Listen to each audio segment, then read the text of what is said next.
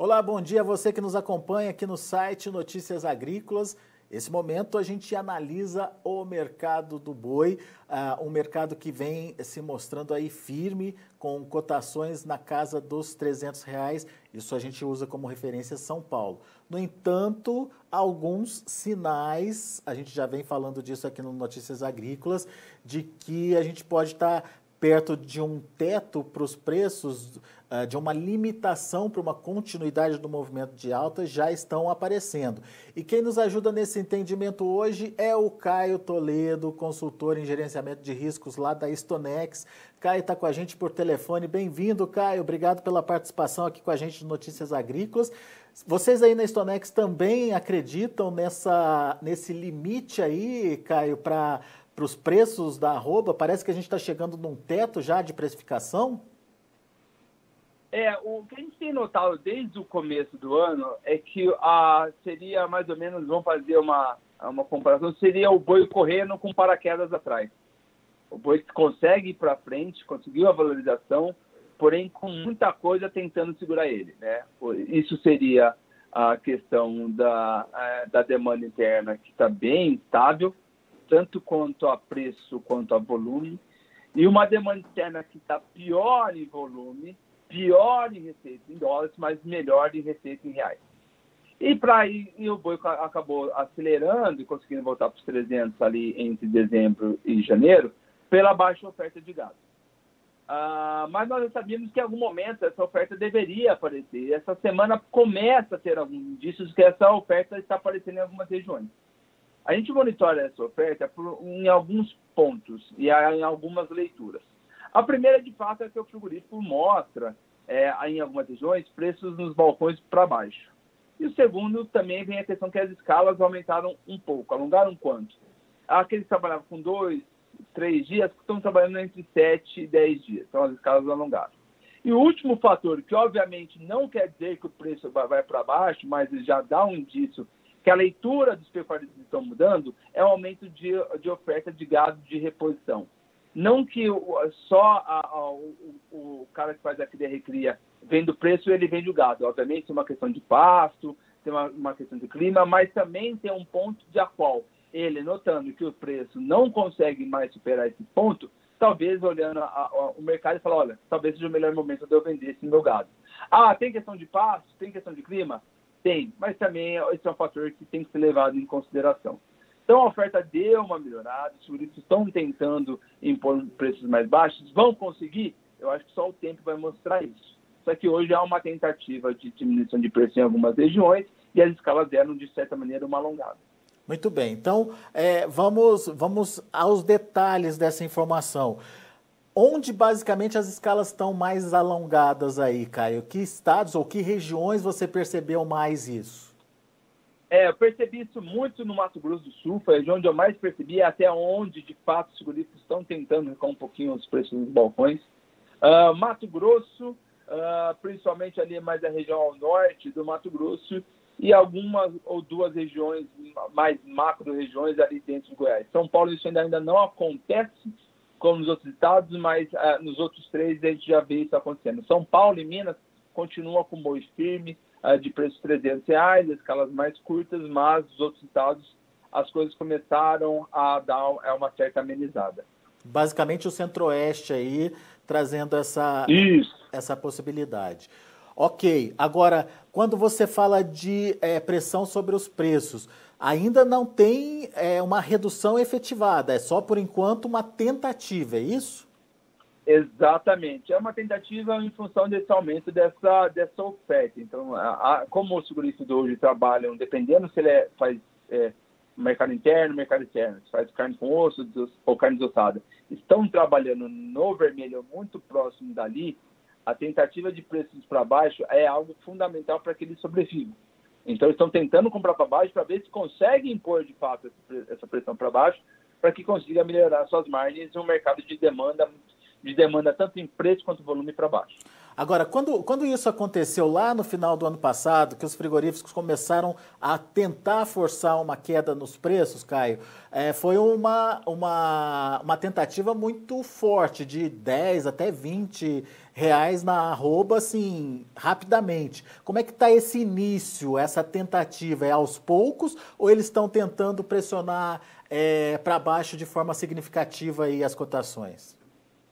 Não, na realidade, quando nós tivemos ano passado o recuo da arroba, nós tínhamos um outro cenário, né? Vamos pegar o cenário, por exemplo, de novembro para dezembro, quando foi a arroba onde caiu basicamente 30 reais, né?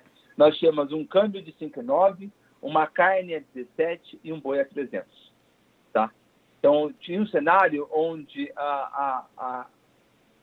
o câmbio era ruim, a carne era ruim e o boi era caro. Agora nós temos uma carne ali entre 18 e 18,50, um câmbio a 5,40 e um boi a 300. Então mudou. Não é, o movimento não deve ser o mesmo, primeiramente pela questão das demandas. Tá. O segundo ponto é que lá atrás, em novembro, nós estávamos numa época de confinamento onde a saída é de uma maneira diferentemente de agora. Então hoje a saída de animais a pasto pode ser, de certa maneira, até controlada se São Pedro ajudar.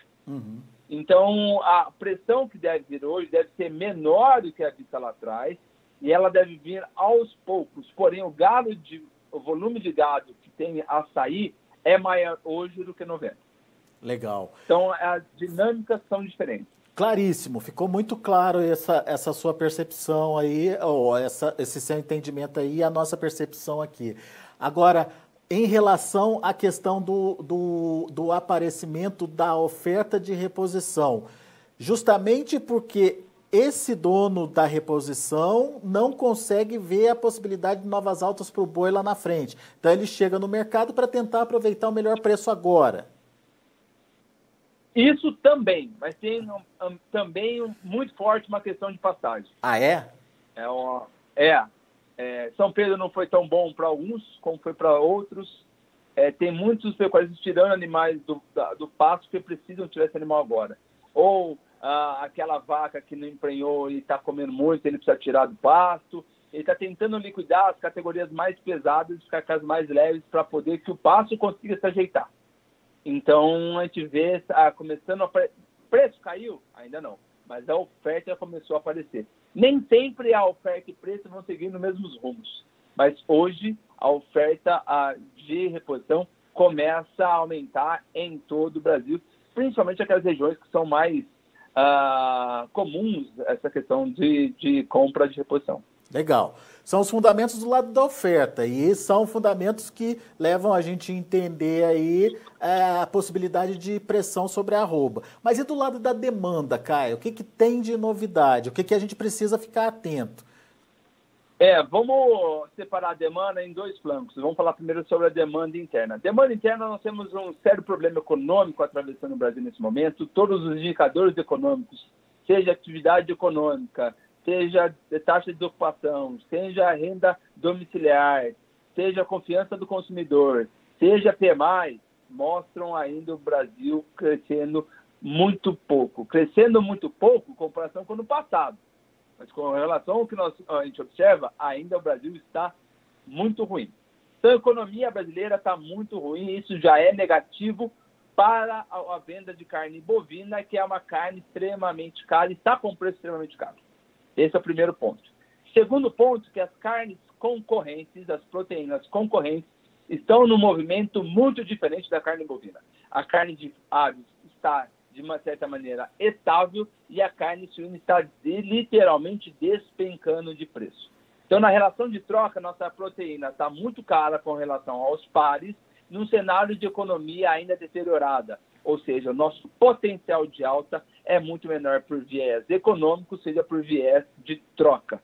Ou seja, as coisas não estão tão boas com relação à carne bovina. Para o mercado doméstico, nesse primeiro momento, ainda que a economia está um pouco fragilizada. E daí a gente Agora, tem o lado externo... Caio, só antes da gente ver o lado externo, tem outros 2 momentos importantes que a gente precisa entender qual é o impacto disso. Exato. Que é a segunda quinzena do mês e a chegada da quaresma, né? Vamos colocar 3. Primeiro, eu colocaria essa questão da segunda quinzena, perdão. Segundo ponto, carnaval. Talvez não tenhamos o carnaval, como alguns estados não vão ter.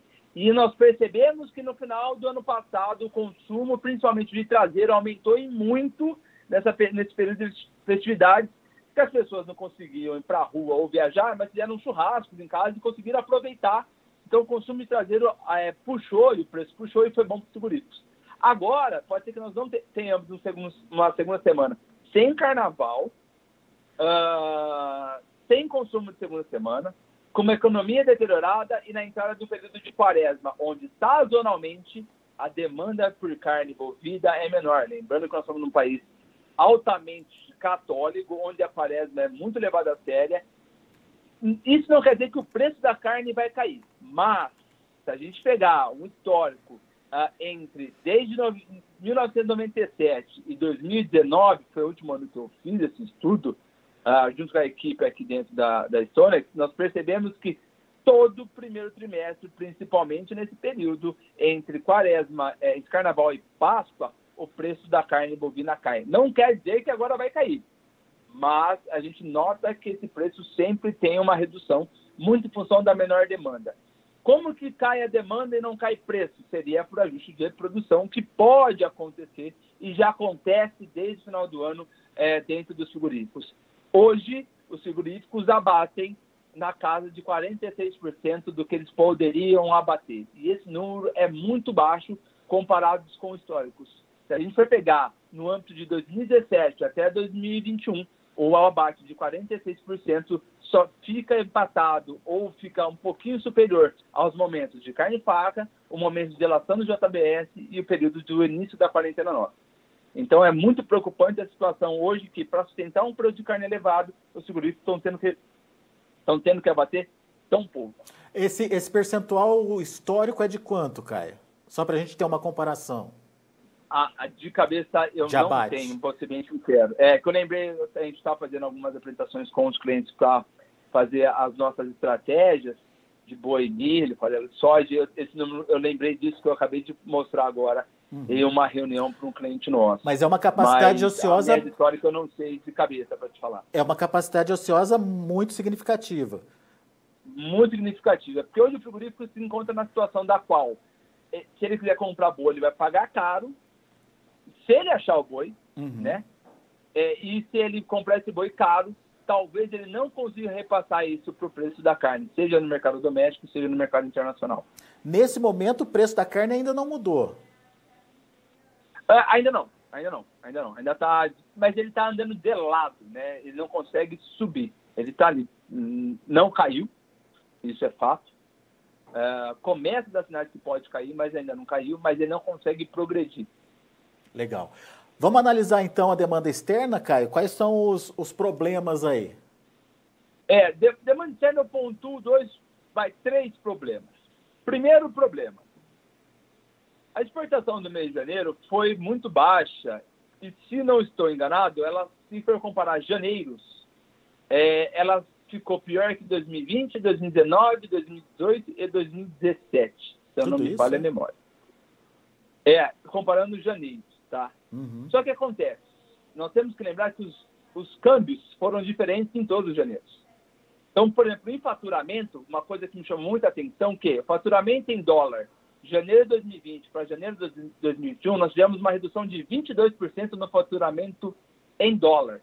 Porém, se pegarmos o mesmo tempo, janeiro de 2020 para janeiro de 2021, e fizermos o faturamento em reais, nós tivemos um aumento de 1,2%. Ou seja, o câmbio ajudou muita gente nessa brincadeira ao longo de 2020. E tem ajudado também um pouco nesse janeiro de 2021, numa situação que nós exportamos menos, com receita, com faturamento em dólares menor, mas um câmbio mais valorizado frente a dezembro e novembro, que acabou ajudando a conta a ficar menos pior. Porém, eu já trabalho com exportações ao longo de 2021 muito parelhas com 2019 do que 2020. Ah, é? Primeiro, por uma questão cambial, tá? E o segundo ponto, que é o que mais me chama a atenção, e eu tenho essa preocupação há tempos, não é de hoje, e às vezes isso me difere para... Eu não sou um analista de mercado, nós fazemos a parte de hedge, de mercado financeiro, mas como a gente tem que analisar o mercado para trazer as nossas estratégias, eu sempre acabo me comparando às vezes a alguns analistas. E muitos estão muito confiantes na exportação para o mercado asiático. Eu, particularmente, tenho muito ceticismo sobre o mercado asiático. Ah, é? Por que eu tenho ceticismo sobre o mercado asiático? E é assim, porque eu tenho observado que o plantel suíno na China tem se recuperado muito fortemente, o plantel de leitoas, a produção de suínos, o abate de suínos e o preço do porco está caindo. Ou seja, pode ser que estejamos agora para a fase onde a China deixe de comprar proteínas e passe a comprar grãos. Que seria, vamos fazer uma outra comparação, deixar de comprar aço e começar a comprar minério de ferro, né?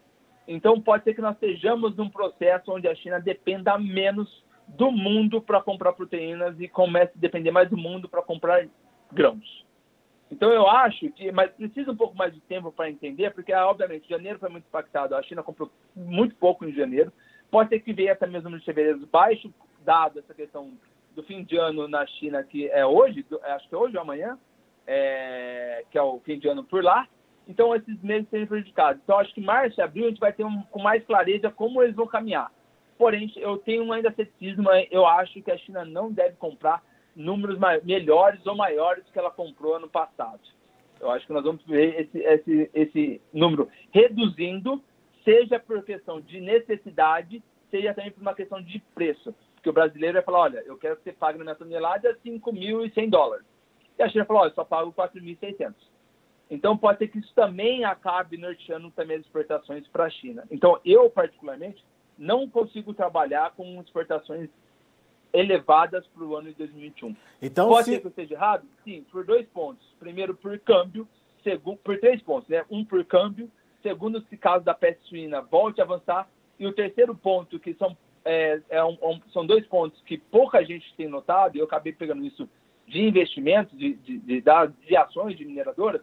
Nós temos 2 eventos na China muito importantes para o ano 2021, que é o aniversário de 100 anos do Partido Chinês, né? O Partido Socialista Chinês. O PCC. Se eu não me engano, acho que é Partido Socialista, Partido Comunista, não lembro o nome PCC, agora. Partido Comunista Chinês.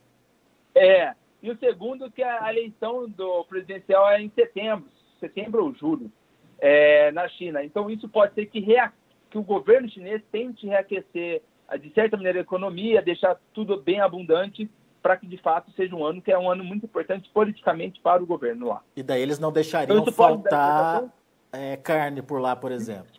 Exato, ou preço baixo, né? Então, isso pode mudar a minha visão de exportações, mas eu preciso mais de tempo, porque hoje, pela foto que eu tenho, olhando o plantel de suíno, olhando o que eles estão comprando de milho, olhando o preço do porco lá na China e as exportações brasileiras para a China, e também conversar com frigoríficos sobre quanto a China quer comprar carne, eu acredito que nós não devemos ter volumes maiores exportados em 2021. Tomara que eu esteja errado, porque é bom demais para o Brasil, mas hoje seria esse o cenário que eu tenho trabalhado internamente para que a gente converse com nossos clientes aqui internamente a fim de elaborar estratégias para a pecuária em 2021. Agora, você chegou a comparar aí a demanda chinesa com a demanda de 2019. É muito diferente da demanda de 2020, Caio? 2019, a China começou a comprar carne de fato, comprar carne nossa ali mais para o segundo semestre de 2019. Então, acho que a gente deve continuar, assim, em volumes, é difícil cravar. Vou dar um chute no escuro, e obviamente não é projeção. Eu estou pensando mais ou menos, fazendo uma comparação. Eu acho que acredito que nós devemos exportar para a China, agora em 2021, por mês, algo em torno entre 60 e 40 mil toneladas. 40 a 60 mil toneladas. Pode ser que venha mais? Pode. Mas hoje seria meu retrato, né? Tudo pode mudar? Pode. Câmbio, peste suína, preço do porco por lá, e também tem esse último ponto, que é a questão das festividades políticas por lá. Muito bem. Um cenário bastante cheio de informação aí para você, portanto, entender o que pode vir por aí. Obviamente, a gente está falando de cenários e cenários mudam. A gente tem, como o Caio bem colocou aí, a possibilidade de novos acontecimentos entrarem na análise e isso pode, de alguma forma, distorcer as projeções. Mas todas essas informações foram colocadas à mesa e você, como um bom pecuarista, como um pecuarista que se planeja, tem aí à sua disposição essas informações para traçar melhor a sua estratégia. Certo, Caio? Eu acho que a palavra do momento, a frase do momento é ser um otimista conservador. Eu acho que a gente precisa ser bem otimista. Até eu sou bem otimista para o segundo semestre, mas eu tenho que agir no conservadorismo, porque essa é a minha função dentro dos confinamentos e dos riscos que nós atendemos aqui dentro. Então a gente precisa ser otimista, mas bem conservador, porque a margem pode ser apertada. Hoje, quem compra um animal em São Paulo, ali um boi magro, de 12 arrobas a R$ 4.300, com uma dieta extremamente cara, precisa de uma arroba valorizada, e se a arroba não valorizar, a ré é grande, ninguém quer tomar prejuízo, então a gente tem que ser sempre um otimista, mas sempre um conservador. Boa, Caio. Meu caro, mais uma vez, muito obrigado, viu, pela sua participação aqui conosco. Volte sempre, Caio. Obrigado, um abraço para ti, boa tarde para você, boa tarde a todos. Grande abraço, até a próxima.